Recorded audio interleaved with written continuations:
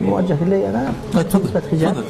Tuğandar bu yerde bana suro bergegeninger jakşı antkeni su turgan yerde tayamın kırınbayt bilesinger.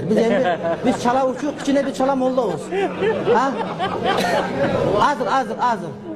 Anam birok aytıp bereyin. Aytıp bereyin. Uşuncha bolup oturun. Tınçırap tuğandarım. Aytıp bereyin. Emi bu joğluk meselesi boyunca muna keçe şayladılar deputatlar da. Biringer asbel saldırdılar, biringer gaz girgizdiler, biringer misyondan pul aldılar, çın mı? Biringer tuğançılık kılıp şayladılar, biringer başka nesini şayladılar. Boşal deputatlarga aytıp keler, mizan girgizip versinler. Adamdık imanına karab şaylasan, pulunu alıp şaylasan, tuğançılık şayla bu da şunday. Bizge çala olup dağı jürüyoruz. Dağı 5 yıl kıynala veririz.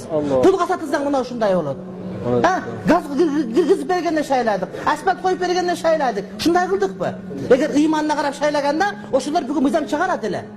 Bizge çala olup dağı şimdi jürüyoruz 5 yıl. 5 yıl dağı jürüyoruz, dağı jürüyoruz şimdi.